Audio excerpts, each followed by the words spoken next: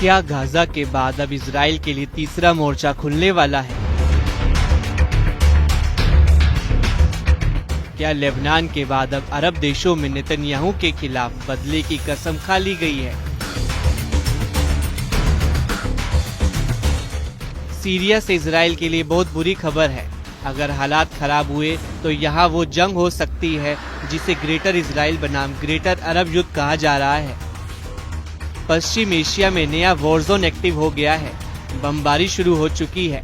फौजें एक दूसरे के खिलाफ युद्ध के लिए तैयार हैं।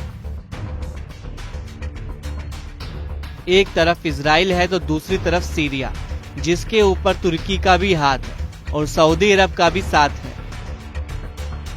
सीरिया की सड़कों पर इजराइल के खिलाफ नारेबाजी हो रही है।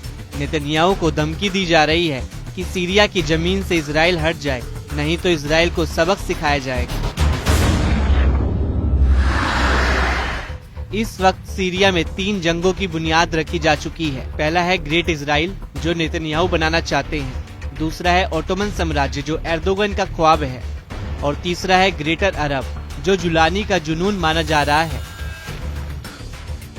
सीरिया में ऐसे युद्ध की नींव रख दी गई है जिसमें 2-3 देश नहीं बल्कि तुर्की से तेल अवीव यानी सऊदी अरब और पूरा अरब वर्ल्ड या तो जलेगा या तो जला देगा।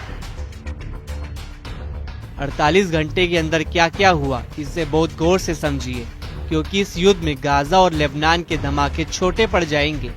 यही सबसे बड़ा डर सता रहा है। सबसे पहले नेतन्याहू ने कहा कि वो दक्षिण सीरिया में कोई और फोर्स बर्दाश्त नहीं करेंगे, यानी राजधानी दमिश्क तक बफर जोन बनाएंगे।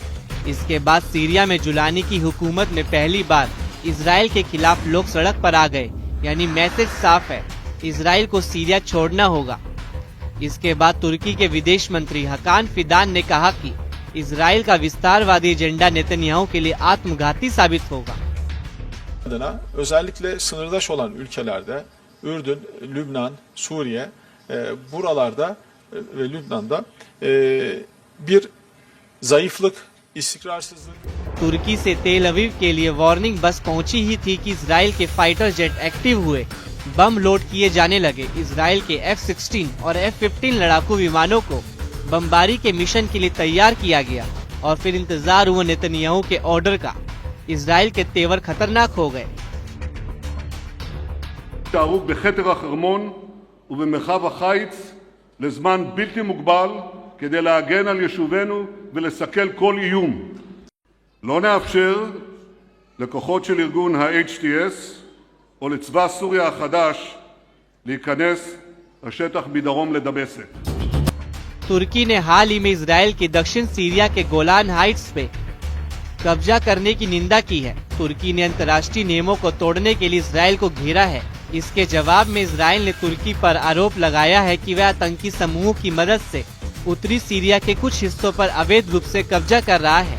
इसलिए अब आशंका ये है कि सीरिया दोनों देशों के बीच नया युद्ध का मैदान बन सकता है।